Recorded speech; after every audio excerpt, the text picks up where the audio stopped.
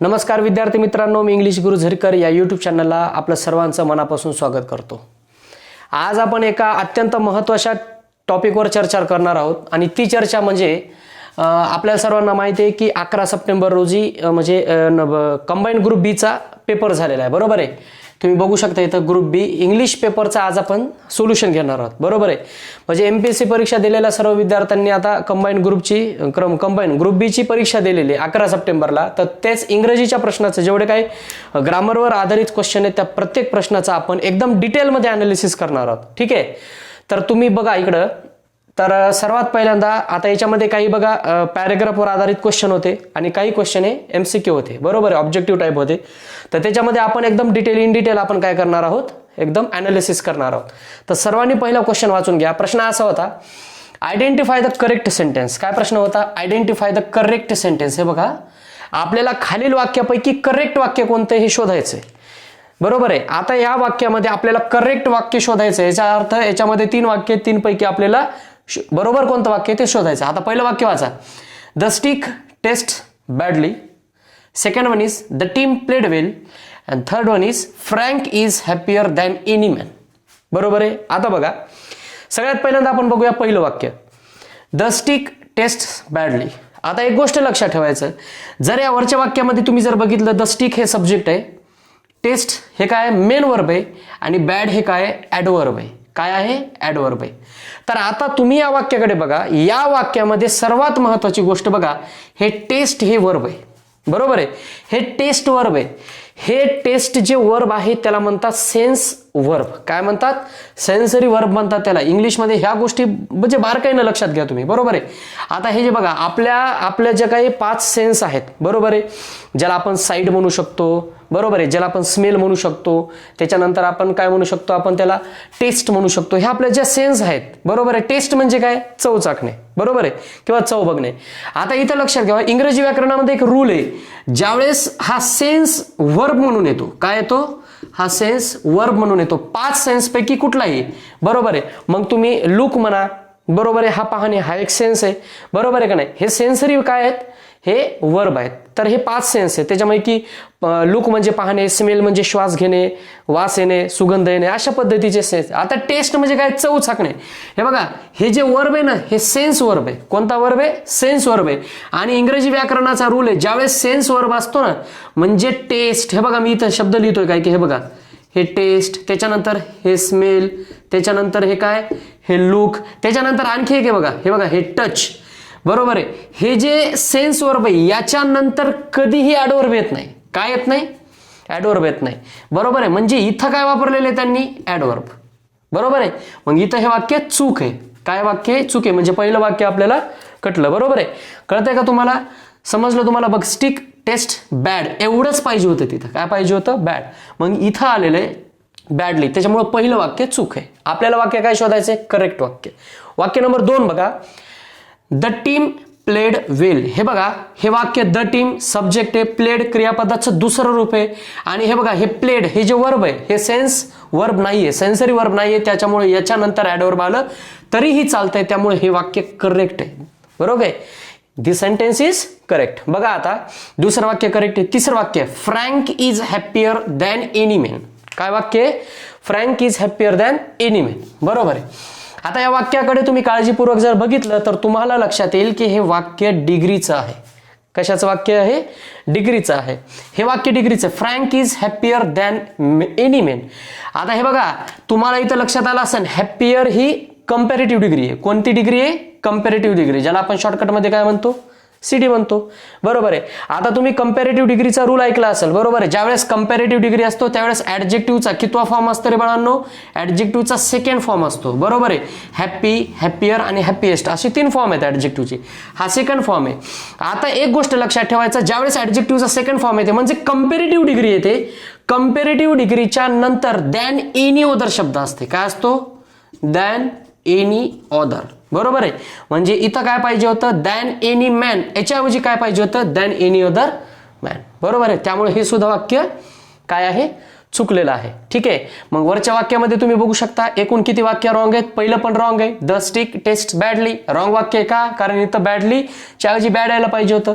Frank is happier than any other man. बरोबर, पण हे वाक्य चुकीचं आहे. याच्यामध्ये फक्त काय, फक्त बी ऑप्शन करेक्ट आहे. मग याच्यामध्ये बघा कोणतं उत्तर आहे, हे बघा ऑप्शन बी इज करेक्ट.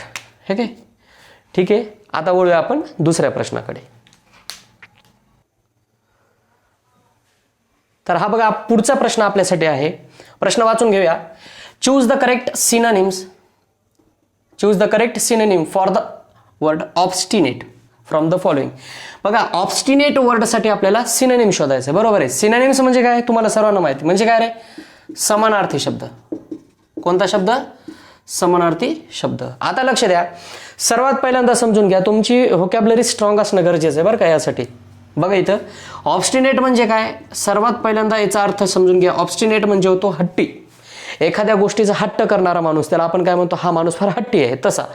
बरोबर आहे. आता बघा ऑब्स्टिनेटला समानार्थी शब्द याच्यातून कोणता? आता पहिला शब्द त्यांनी ऑप्शन दिलेला आहे डिटेस्ट. बरोबर आहे, detest. Second one is indolent. तिसरं obscure and fourth one is stubborn. Okay, आता डिटेस्ट याचा अर्थ समजून घ्या. हट्टी या शब्दाचा समान अर्थाचा शब्द. डिटेस्टचा अर्थ काय? डिटेस्ट म्हणजे काय, एखादी अशी गोष्ट की समजा आपल्याला तिचा तिरस्कार वाटतो. डिटेस्ट म्हणजे काय, तिरस्कार. इंडोलंट म्हणजे काय, लेझी, ज्याला आपण काय म्हणतो, आळशी. ठीक आहे. ऑब्स्क्युअर म्हणजे काय, अस्पष्ट, ज्याला आपण वॅग म्हणू शकतो. ठीक आहे, अस्पष्ट. आता बघा याचा अर्थ काय, तिरस्कार म्हणू शकतो मी. बरोबर आहे, तिरस्कार करणे. इंडोलंट म्हणजे काय, आळशी. ऑब्स्क्युअर म्हणजे काय, अस्पष्ट. आणि स्टबर्न म्हणजे काय, हट्टी. ठीक आहे, मग आता तुम्हाला आन्सर कळाला असेल की ऑब्स्टिनेट या शब्दाचं उत्तर कोणतं आहे, ऑप्शन डी. मग बघा याच्यात ऑप्शन डी आहे का, कुठे गेलं, ऑप्शन डी, ओनली डी. हे 4 नंबरचं उत्तर करेक्ट आहे. आता वळूया पुढच्या प्रश्नाकडे. चला बघा पुढचा प्रश्न आपल्या समोर आहे. प्रश्न अगोदर वाचून घ्या. Which of the following word किंवा वर्ड्स बेस्ट एक्सप्लेन किंवा एक्सप्लेन्स द फ्रेजेस. बरोबर, फ्रेज. या खालील 4 ऑप्शन पैकी कोणता शब्द या फ्रेजला सूट करतो? बरोबर आहे. प्रश्न वाचून घेऊया. काय बघा, medicine given to counteract poison or disease. प्रश्न पुन्हा समजून घ्या. मेडिसिन असं औषध गिवन टू, जे आपल्याला कोणाला देण्यात येते, गिवन टू काउंटर ॲक्ट. बरोबर आहे, म्हणजे त्याला काय म्हणतो, प्रतिरोध करणे. Poison or disease. बरोबर आहे. या फ्रेजचा अर्थ समजून घ्या. प्रश्नाचा अर्थ आहे, बरोबर आहे, जर एखादं विष असेल, जर एखादं पॉइझन असेल किंवा जर एखादा आजार असेल, त्या आजाराला प्रतिरोध करण्यासाठी जे औषध देतात, बरोबर आहे, किंवा जे मेडिसिन देतात, त्याला काय म्हटलं जातं? कळतं तुम्हाला काय म्हटलंय मी? पॉइझनला किंवा डिसीजला प्रतिरोध किंवा डिसीजला मारण्यासाठी जे औषध देतात ना, जे मेडिसिन आपण देऊ शकतो, त्या मेडिसिनला एक स्पेशल शब्द आहे. बरोबर आहे. आपण म्हणतो का नाही, कॅन्सर झाला, आपण एखाद्याला विचारतो बघा, कॅन्सरला एखादा उपाय सांगा. उपाय म्हणजे काय, रामबाण उपाय ज्याला आपण म्हणतो. काय म्हणतो त्याला आपण? रामबाण उपाय. किंवा ज्याला म्हणतो आपण साप चावल्याच्या नंतर त्याला उतारा काय आहे, उतारा म्हणजे केव्हा, उपाय. बरोबर आहे. तर तुम्ही बघू शकता, पहिला शब्द आहे अँटीबायोटिक, दुसरा आहे अँटीसेप्टिक, आणि तिसरा आहे अँटीडोट, आणि चौथा आहे ॲलोपॅथी. बरोबर आहे. आता याचा सरळ अर्थ लक्ष द्यायचं. बरोबर आहे. कोणत्याही विषाला किंवा कोणत्याही रोगाला जे आपण रामबाण उपाय देतो किंवा ज्याला उतारा देतो ना, त्याला इंग्लिशमध्ये एकदम चांगला शब्द आहे अँटीडोट. काय म्हणू शकतो त्याला आपण? अँटीडोट. म्हणजे ऑप्शन सी करेक्ट आहे. मग याच्यात कोणतं येते? Only C. ठीक आहे, चला पुढचा प्रश्न. तर बघा पुढचा क्वेश्चन आहे, which of the following word किंवा वर्ड्स मीन किंवा means the same as firmament. बरोबर आहे. बघा खालीलपैकी कोणता शब्द किंवा शब्द, एक वचन अनेक वचन, बरोबर आहे, एक शब्द असू शकतो, एक पेक्षा जास्त असू शकतात. Which of the following word किंवा वर्ड्स मीन्स, खालीलपैकी या 3 शब्दापैकी कोणत्या शब्दाचा अर्थ फर्मामेंट आहे? बरोबर आहे. काय आहे? फर्मामेंट. सर्वात पहिल्यांदा लक्षात ठेवा, फर्मामेंट म्हणजे काय? आकाश. हे लक्षात ठेवा. बरोबर आहे. एकदम सोपा प्रश्न आहे. फर्मामेंट. बरोबर आहे. आकाश म्हणतो ज्याला आपण. काय म्हणतो? आकाश. आता बघा तुम्हाला शब्द लिहिल्याबरोबर लगेच कळाला असं. याच्यात 3 ऑप्शन दिलेले. पहिला आहे हेवन्स, दुसरा आहे स्काय, आणि तिसरा आहे डेंटी. बरोबर आहे. आता लक्ष द्या, तुम्ही जर बघितलं हेवन्सचा अर्थ सुद्धा काय होतो? एक आकाश होतो. बरोबर आहे, ज्याला आपण पुन्हा एक शब्द आहे स्वर्ग. ठीक आहे. दुसरा आहे स्काय, स्कायचा पण अर्थ काय? आकाश. बरोबर आहे. डेंटी म्हणजे काय? एकदम नाजूक. बरोबर आहे, किंवा व्यवस्थित म्हणू शकतो आपण त्याला, आणखीन खूप अर्थ आहे त्याचे. त्याच्यानंतर सुंदर, बरोबर आहे. हे 3 शब्द आहेत बघा. फर्मामेंटचा अर्थ सांगणारे तुम्ही बघा, हे 2 शब्द आहेत, एक आहे हेवन्स आणि स्काय. Both R acceptable. इथं ही गोष्ट लक्षात ठेवायची. म्हणजे उत्तर ए पण करेक्ट आहे, बी पण करेक्ट आहे. मग कोणतं ऑप्शन येईल? हे बघा, ऑप्शन ए अँड बी. ठीक आहे, चला घेऊया पुढचा प्रश्न. पुढचा प्रश्न आपल्यासाठी असा आहे, point out the sentences that are without any prefix. बरोबर आहे. आता आपल्याला काय करायचे, सेंटेन्सेस शोधायचे.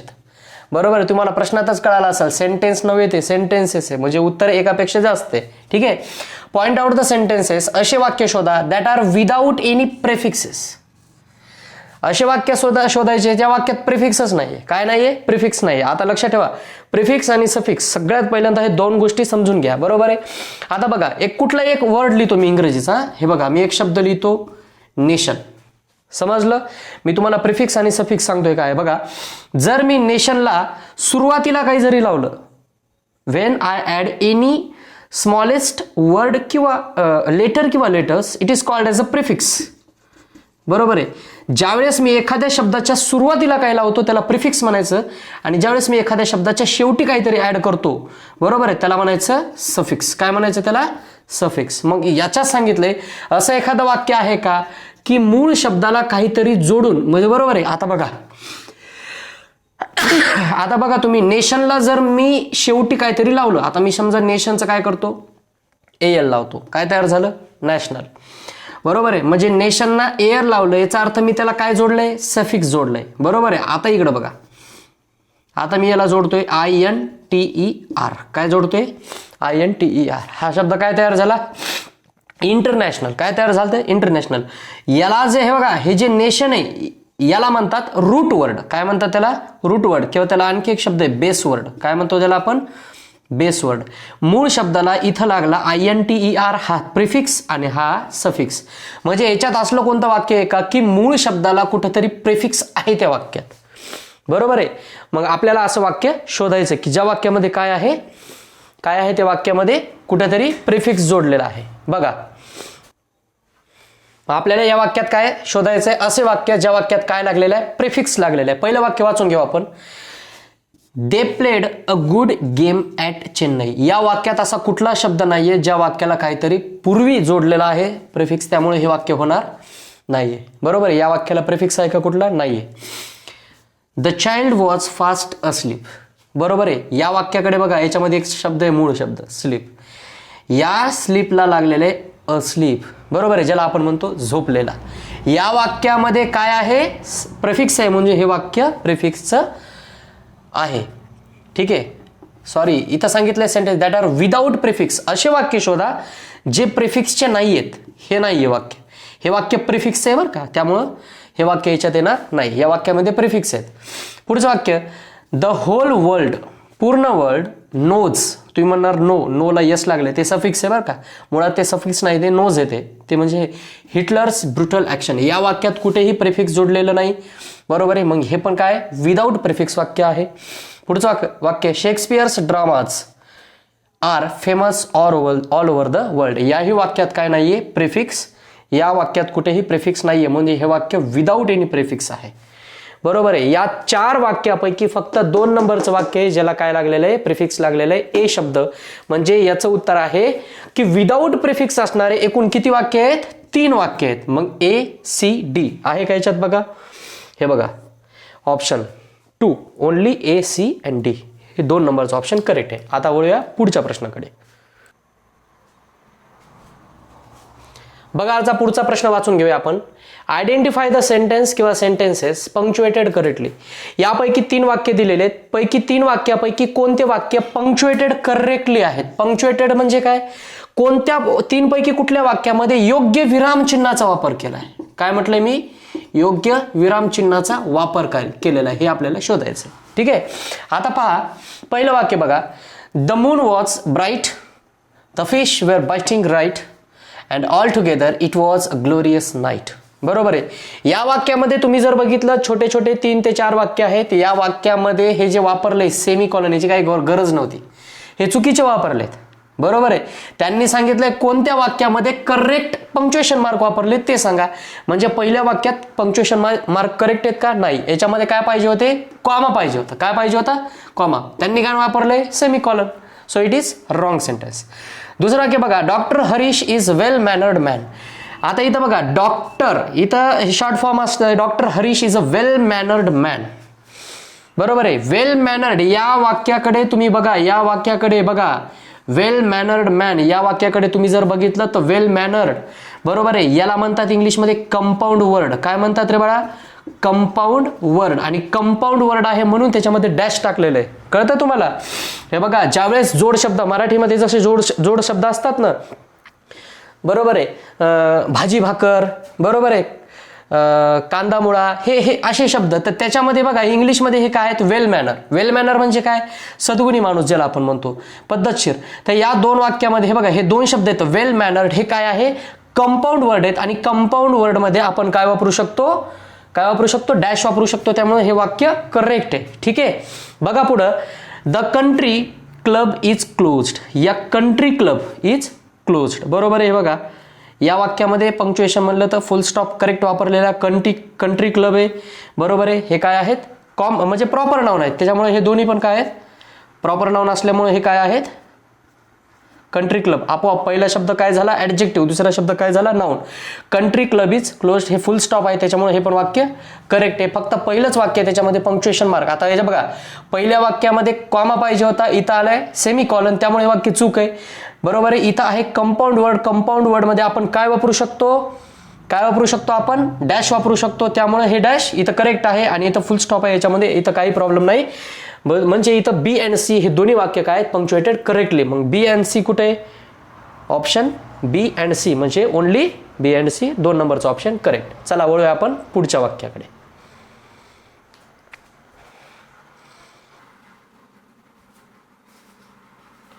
बघा, आता आपण घेऊया पुढचा प्रश्न. द वर्ड टॅसिटर्न काय आहे? The word taciturn is antonymous with. Taciturn या शब्दाचा विरुद्ध अर्थी शब्द कोणता? अँटोनिमस विथ म्हणजे काय? विरुद्ध अर्थाचा शब्द. आता बघा, टॅसिटर्न या शब्दाचा मूळ अर्थ तुम्हाला माहिती पाहिजे. हे बघा, टॅसिटर्न म्हणजे काय? बरोबर आहे, असा एक कोणी पण की जो फार कमी बोलतो. बरोबर आहे. एनीवन हु स्पीक व्हेरी लेस. बरोबर आहे. आता बघा इकडं, आता बघा असा कोणी जो एकदम कमी बोलतो. आता ही टॅसिटर्न ज्याला आपण काय म्हणतो? स्पीचलेसच म्हणू शकतो, ज्याला आपण अबोल म्हणू शकतो. काय म्हणू शकतो त्याला? अबोल. जो बिलकुलच बोलत नाही किंवा जो लेस बोलतो, बरोबर आहे, एकदम कमी बोलतो, त्याचा विरुद्धार्थी शब्द कमी बोलणारा. याचा विरुद्धार्थी शब्द काय? एकदम बडबड करणारा. बडबड करणारा जर म्हणलं तुम्ही, हे बघा, हे टॉकेटिव्ह. टॉकेटिव्ह म्हणजे काय? बडबड्या. काय म्हणू शकतो त्याला आपण? बडबड्या. किंवा आणखी एक शब्द आहे त्याला, बोलका. बरोबर आहे. हा त्याचा करेक्ट काय आहे? म्हणजे ए बी सी टी. मग कोणतं उत्तर करेक्ट आहे? ओनली बी हे उत्तर करेक्ट आहे. ठीक आहे. चला पुढचा प्रश्न बघूया आता.